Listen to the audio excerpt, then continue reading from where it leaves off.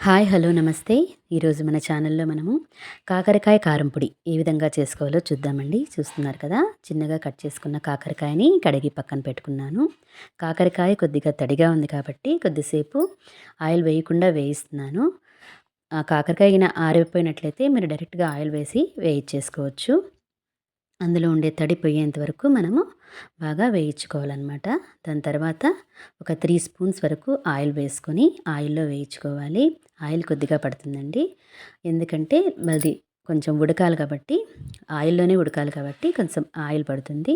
ఒక 3 స్పూన్స్ వరకు ఆయిల్ వేసుకొని బాగా వేయించుకోవాలి. మనం చూస్తున్నాం కదా, కొంచెం రెడ్డిష్ కలర్ వచ్చేలాగా బాగా వేగాలన్నమాట. ఇలా వేగిన తర్వాత వేగిన వాటిని పక్కన పెట్టుకోవాలి.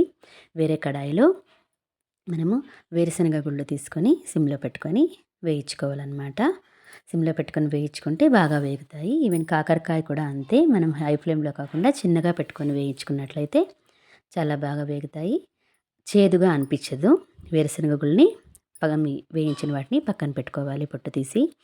అదే బాండీలోకి శనగపప్పు, అలాగే శనగపప్పు, ఉద్దిపప్పు కూడా వేసి దోరగా వేయించుకోవాలి.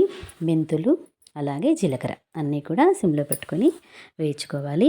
మనం ఎండుమిరపకాయలు, ధనియాలు ఉన్నట్లయితే వాటిని కూడా వేయించుకొనేసి పక్కన పెట్టేసుకోవచ్చు. నేను కారప్పొడి, ధనియాల పొడి వేస్తున్నాను కాబట్టి నేను మిరపకాయలు స్కిప్ చేస్తున్నాను. మిరియాలు ఉన్నట్లయితే మిరియాలు కూడా వేసుకోవచ్చు. ఇప్పుడు మనం అన్నీ వేయించుకున్నాం కదా, వేయించుకున్న వాటిని పక్కన పెట్టుకోవాలి. అలాగే వెల్లుల్లి, బెల్లము, కొంచెం చింతపండు కూడా మనం రెడీ చేసి పక్కన పెట్టుకోవాలి. నేను చెప్పాను కదండి, మిరపకాయలు మనం వేయించుకున్నట్లయితే కారం స్కిప్ చేసుకోవచ్చు. నేను మిరపకాయలు వేయలేదు కాబట్టి కారం వేస్తున్నాను. అలాగే ధనియాల పొడి, అలాగే కొంచెం ఉప్పు, తగినంత ఉప్పు కూడా మనం వేసుకోవాలి.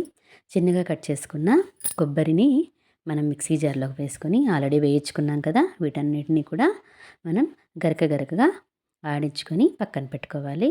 ఇందాక వేసుకున్నాం కదా, కాకరకాయ కారం పొడి, ధనియాల పొడి, ఉప్పు వాటిని కూడా వేసి, అలాగే అందులోకి వెల్లుల్లి, బెల్లము, చింతపండు అన్నిటినీ కూడా వేసి మనం సేమ్ గరక వేసి మనము అన్నిటినీ కలిపేసుకున్నట్లయితే కాకరకాయ కారం పొడి రెడీ అయిపోతుంది. హెల్దీ అండ్ టేస్టీ కాకరకాయ కారం పొడి.